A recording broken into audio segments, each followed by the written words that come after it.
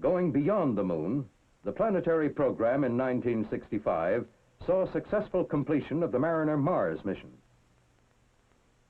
Mariner 4 had to be launched under pressures set by the inexorable timetable of celestial mechanics, which provide only a short window every 2 years during which a Mars mission could be launched. The first attempt was unsuccessful due to a faulty shroud. But 30 days later, in November 1964, Mariner 4 was successfully launched with a redesigned new shroud, on time for its historic 228-day journey to Mars. On its way, Mariner 4 gave us our first look at interplanetary space between Earth and the orbit of Mars. It found it very much like that between Earth and Venus, with one big exception.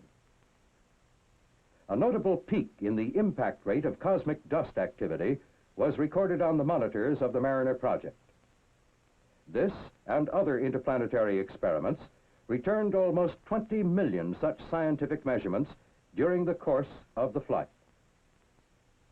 On the 307th day of flight, when it passed beyond effective range for data transmission, Mariner 4 was 191 million miles from Earth, a standing record.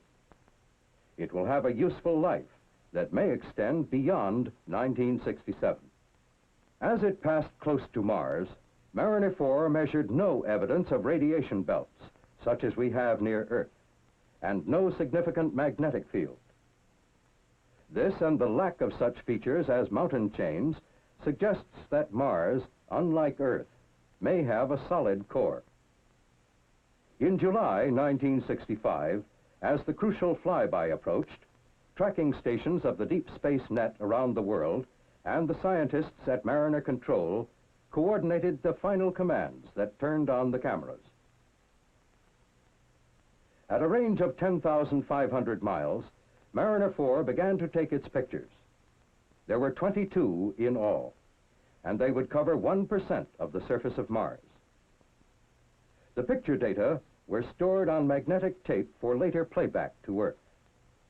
As the spacecraft moved behind Mars, changes in the radio signals passing through the atmosphere of Mars were recorded. This occultation experiment showed the Martian atmosphere to be very thin and revealed the existence of an ionosphere.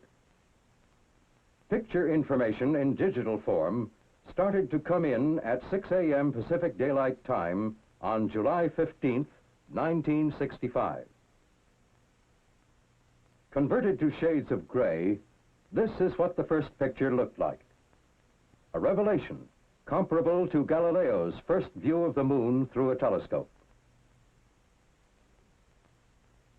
There were 22 pictures taken, the last at a range of 7,500 miles. There was scant evidence of erosion, suggesting that the Martian surface may be as it was 1 billion years ago, with very little water present since that time. Perhaps the best is this one, showing the craters, probably caused by meteors, distributed on Mars in a pattern remarkably similar to that of the moon. After picture playback, Mariner 4 returned to reporting on interplanetary space, with good data received up to last October 1st. Improved ground facilities may make it possible to resume tracking in 1966, and we hope for more good data when Mariner 4 again moves nearer Earth in 1967. The Mariner mission answered many questions, but the big one, is there life on Mars, must wait for Voyager's surface explorations. Mariner data will be used in designing Voyager and in devising the experiments it will carry. Voyager is designed to explore Mars by automated spacecraft and landing capsules which may be later adaptable to other planetary exploration. In 1965, the first part of design definition for the Voyager spacecraft system was completed by each of 3 contractors. The Voyager spacecraft system will orbit Mars to make measurements similar to those made by our Earth satellites. The spacecraft is also intended to carry instrumented capsules, which can land on the Martian surface to make direct biological geological, and meteorological measurements. Voyager will require planetary quarantine of the landing capsule. In 1965, tests began with a new tool to guard against contamination. In bioclean rooms like this experimental facility, instruments destined for planetary landings may be assembled with minimum risk of bacteriological contamination. This is assured by a laminar flow of clean air from ceiling to floor and by continuous monitoring. Meanwhile, significant planetary exploration continues with a new series of Pioneers under management of Ames Research Center. On December 15th, Pioneer 6 was successfully launched from Cape Kennedy by an improved Delta launch vehicle. This first of the series carries experiments in cosmic rays, magnetic field, solar plasma, and radio propagation. It will send back measurements from up to 100 million miles away in the regions between the Earth and Venus. In 1965, man in space made significant contributions to scientific knowledge. During the Gemini flights that year, astronauts performed a wide array of scientific, applications, and technology experiments.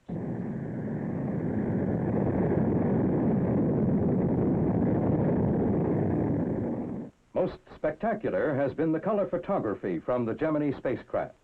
Photographs like these have immense potential for the study of geology, water resources, glaciers, oceanography, meteorology, forestry, and even agriculture. Physiological and biological experiments, in which the astronauts were either subject or experimenter, demonstrated effects of the space environment on man and other forms of life. Some 30 experiments are in preparation for Earth-orbiting Apollo missions, and 10 experiments are defined for emplacement on the lunar surface by an astronaut.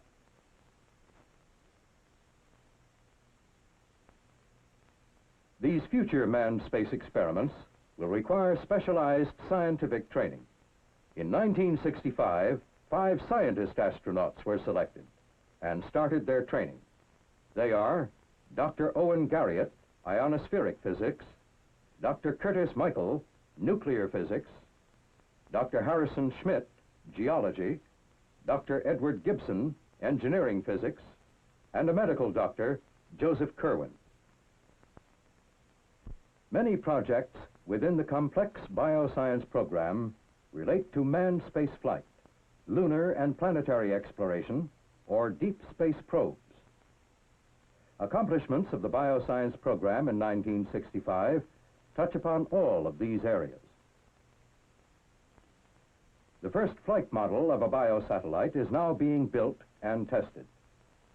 Ames Research Center, manager of the biosatellite program, has assisted experimenters to prepare 13 experiments for the first biosatellite flight, a 3-day orbit. Time-lapse photography shows the test cycle for some experiments to be carried. The effect of weightlessness on growth and movement will be studied using the pepper plant and wheat seedlings. Embryological development will be studied using frog eggs, and the effects of weightlessness will also be studied on the single-celled amoeba. 7 experiments will be flown to study the combined effects of weightlessness and radiation. Bacteria, mold spores, plants, and several insects will be used. This mock-up of the biosatellite shows the spacecraft and experiment configuration for the 30-day mission. In addition to the 3-day flights, the biosatellite will orbit the Earth for periods of 21 and 30 days to determine the effects of the space environment on human cells, rats, plants, and monkeys. The Physics and Astronomy program is of fundamental importance to our national space effort. A family of orbiting observatories under management of the Goddard Space Flight Center is a major element in that program. The first orbiting geophysical observatory was launched from Cape Kennedy in 1964. The second went into a nearly polar orbit from Western Test Range in October of 1965. Both had trouble in orbit. OGO-1 because two booms failed to deploy, and OGO-2 because of horizon orientation problems. Both were officially failures. They must, however, be considered very successful failures, based upon the quality and quantity of the data they continue to return. OGO-1 is still operating 15 months after launch. OGO-2, in orbit only a few months, has returned less data, but completed many successful orbits in the fully stabilized and pointed modes not achieved by OGO-1. It continues to give good data in its present spinning mode.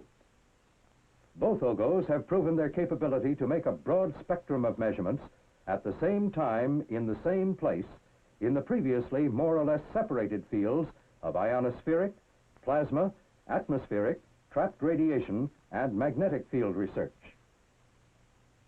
A third OGO has been completed and is now undergoing tests at the contractor. Experience gained with the first two spacecraft has been incorporated into the design and test of this OGO. It will carry the same experiments as OGO-1 and will be launched early in 1966 from Cape Kennedy. The Orbiting Solar Observatory, OSO, is very important to the physics and astronomy program. In orbit above the Earth's atmosphere, it can observe the effects of the sun on Earth and interplanetary space without the blocking effect of the Earth's atmosphere.